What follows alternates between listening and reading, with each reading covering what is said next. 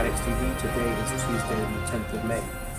First quarter operating profits at Munich Re fell by 27% to $827 million, missing the analyst consensus by 23%. The drop in profits and the earnings miss reflected a decline in the investment result and significant impairment losses, with the combined effect not fully offset by low loss activity.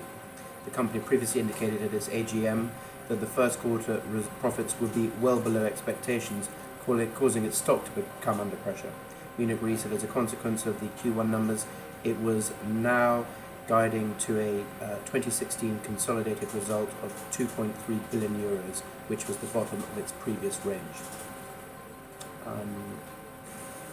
Analysts have hailed a strong set of first quarter results for Hannover Re after the reinsurance giant beat its profit and combined ratio expectations.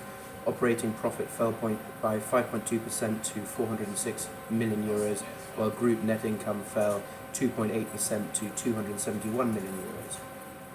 Hiscox posted a 10% increase in its gross written premiums to £640 million for the first quarter of the year, compared with £561 million for the first quarter of last year.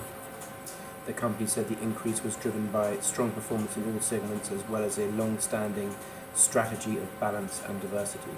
It's worth noting that its reinsurance unit also enjoyed positive growth. Hiscox Re's gross written premium increased 16% to $279 million compared to $240 million for 2015. One man was killed and 3 injured in a knife attack at a train station in southern Germany this morning. Police have arrested a 27-year-old German man in connection with the attack. A police spokesman said that, adding that a political motive could not be ruled out, as earlier reports were that the assailant cried Allahu Akbar as he carried out the attack. The attack happened shortly before 5 a.m. local time in Granfing, 23 miles east of Munich, according to officials. The dead man, a 50-year-old, was inside a train bound for Munich when he was stabbed. He died later in hospital. 3 other men injured, one of them seriously. Officials gave the injured men's ages as 58, 55 and 43. Brazil's Senate is pressing ahead with the impeachment process against President Dilma Rousseff, despite a surprise decision by the lower house's interim speaker to annul it. Renan Calheiros, the head of the Senate, or upper house, said yesterday that he had rejected the interim speaker's decision and that a vote in the Senate on whether to put Rousseff on trial will continue as scheduled. He said that no monocratic decision can superimpose a collective decision, especially when the decision was taken with the highest form of collectiveness in the House. South Korea has detained a team of BBC journalists and ordered their expulsion over their news reporting, according to the British broadcaster. The network's Tokyo correspondent Rupert Wingfield-Hayes, producer Mariah Byrne and cameraman Matthew Goddard were stopped by officials as they were about to leave North Korea. The journalists were part of a large group of foreign protesters covering the first Congress of the ruling party in 35 years.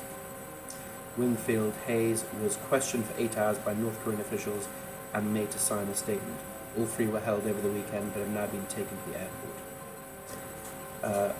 At least 49 people have been killed after heavy rain caused widespread flooding across parts of Rwanda. The small Central African country was hit by torrential downpours over the weekend. The heavy downpours caused landslides that blocked roads across the north of the country, cutting off thousands of people. Buildings have been damaged and nearly 500 homes have been destroyed, leaving thousands of people homeless. And finally, Hacktivists from Anonymous shut down the website of the Greek Central Bank earlier this week after it launched a distributed denial of service, or DDoS, attack on the institution. An official said the attack lasted a few minutes and was successfully tackled by the bank's security systems, adding that because the event took place on a public holiday, not many people noticed it.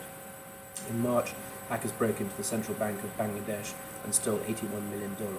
They would have taken hundreds of millions more were it not for a typo made by the cyber criminals, which reduced the size of their loot. That's all from us today. We'll be back at the same time tomorrow.